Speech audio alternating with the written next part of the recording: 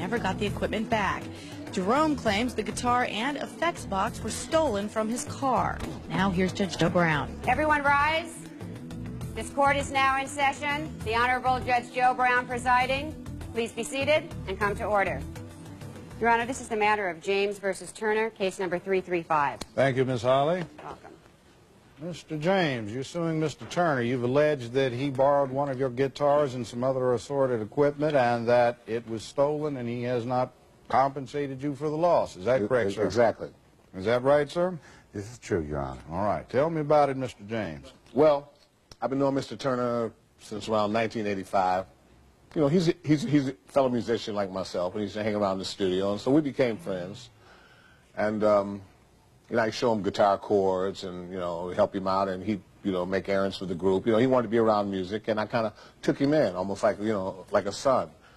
And showed him around the studios, and so when I was recording albums, he'd be around, and he had his own little group and stuff. So we continued this relationship for a while, and he got his own band. You know, he had a couple bands, and you know, he was trying to make it, doing demos and recording sessions. Well, about 6 or 7 months ago, he had come into town, and his equipment, his guitars, and his amp had not arrived, or something happened. And he called me up, and he asked me well, he needed a guitar, and he needed an amp. So I lent him my, I bought a guitar. I have a bunch of guitars. This particular guitar was, you know, and he had seen it before. He had kind of liked it.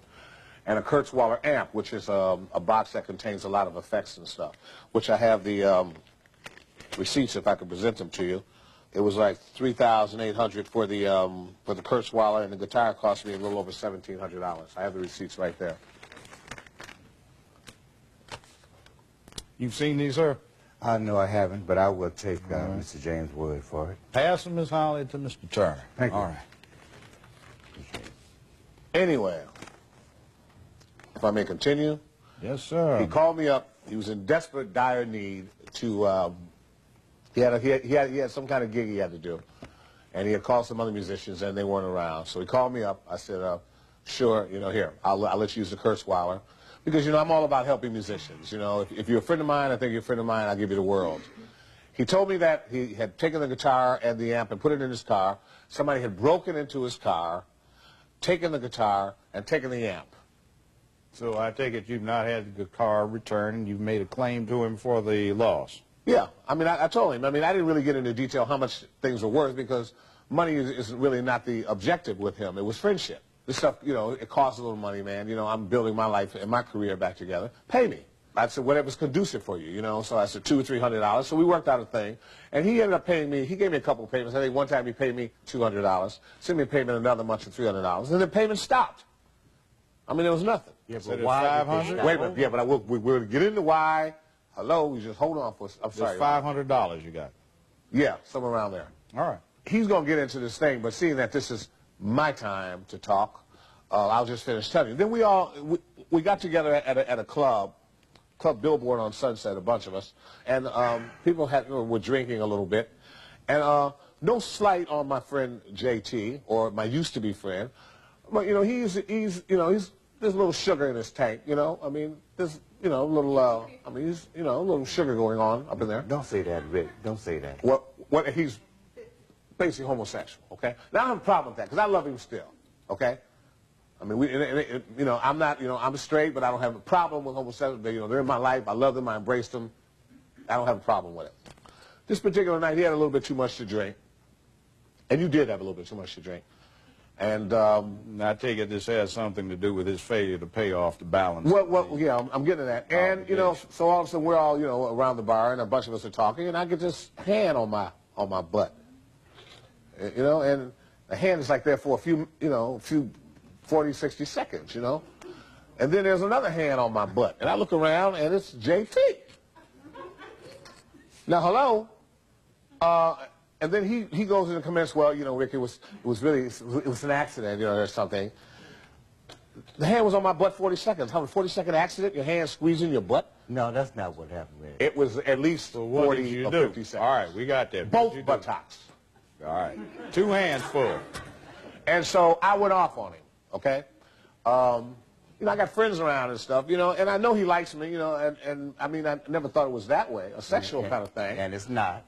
I never thought it was. Don't interrupt. And I always try to explain to him, Super Freak was just a song I wrote, okay? It was just a song. It really didn't mean a whole lot of things. It was just a song that made me some money and it got me famous, but it really did not entitle hands on the butt. There were no men's hands on my butt. That's a no-no, and I tried to tell him that, and I went off on him, and maybe I was a little loud, and maybe I was a little boisterous, and I embarrassed him, but after that, the hands continued off my butt. Then I left. I didn't see him no more. I didn't hear from him no more, and I haven't got any payments, and I would like to get paid for my loss of my guitar, and he could carry on his life. He don't ever have to speak to me in life, and it's a sad thing. And, Yeah, but see, you're that's pretty taking much all all out of context, Rick, and you know you are. Now, what do you have to say about this, Mr. Turner? You got the guitar? Yes. All right. Now, This is true. What happened to it? It was stolen. That part is not the issue. Okay. He's saying that I stopped the payments. It's true, Rick, or Mr. James, he did call me after we had talked about... You still call me, Rick. It's all right. Okay. Just pay me. Okay. He did call me several times after this incident, which was taken out of context, but I'm not going to speak on that. I did not call him back. This is true, because I didn't see the point in calling you, Rick, knowing I'd probably get insulted. Not saying I'm not going to pay him. I'm not saying that, Your Honor. But I do think, Rick, that you was wrong. I thought you knew me better than that, but you really don't. You really don't. I'm sorry, but I thought I did too. Your Honor, I have had situations where I've had friends. I mean, alcohol, I'm sorry, but alcohol induces... It had nothing to do with no alcohol. I'm sure Mr. James would have far more scandalous episodes than just a pat on the behind. I don't mean any disrespect. JT, you can say what you want. You can say what you want all night long. But the bottom line was that he was out of line. I checked him about it, and I did check him, Your Honor. But I had a lot of love for this man. This man lost a serious guitar of mine. That's not the issue. Okay, and that is the issue that I'm dealing with. You bringing up a character reference. Well, are you not gay? Hold on. You ask me my personal business. Hold on. Yeah, he's stepping on me. Gentlemen, come on. Mr. Turner. Stay here. Over there. That's Thank what you, he's complaining about. You got too close to him the first time. Now let's deal with the issue. We're talking guitar, talking money now. Judge Joe Brown continues in a moment. Why don't you two try to make up your differences, whatever it is? See where you're looking at me? See where you're looking at me right now? I see, but we're not talking about looks. We're not talking about personal orientation. And later today, father figure to the defendant. That's why he loaned him some equipment. But he says he has not been paid for that equipment and it has not been returned. The defendant says that's because it was stolen. Let's listen. It's not an unreasonable amount of money for the guitar nor for the mod. Now, the point is when you had it in your custody and your care, then you were responsible for that. It got stolen. You owe the money. You agree to that, right? Yes. Now, why don't you two try to make up your differences, whatever it is? You know, you professionals, you know. Yeah, but he's impossible. I understand. He's impossible. I understand. You know, Well, let's not even go there. Let's not even go there right now. We're talking money and a guitar and an Okay. amp. We need this guitar replaced. So maybe if you compensate Mr. James for the loss of the instrument and the amplifier, then we can get back to square one. Now, what we're claiming here is $4,600. Is that correct? Yeah, minus whatever, minus the 200 or 300. See, wait a minute, Your Honor, if I may just say something, Your Honor, I'm not looking to have a further relationship. All right, with well, Mr. we Turner. don't have a further relationship. I just want my money for what I paid. You're about to get for it. My thing. You're about to get it. All right, now, $4,600 is what this lawsuit is about. That's what you asked the court for. See where you're looking at me? See where you're looking at me right now? I see, but we're not talking about looks. We're not talking about personal orientation and whatever. We're talking about guitar, amplifier, and money. That's all I'm talking about. All right. You have any dispute over the value, Mr. No, I don't, Your Honor. All right, Mr. Turner, then you owe that. That's $4,600, Mr. James. That's what you asked for. That's what you get. This court is in All right. recess. Thank you. Gentlemen, I need you to step out and to your right, please.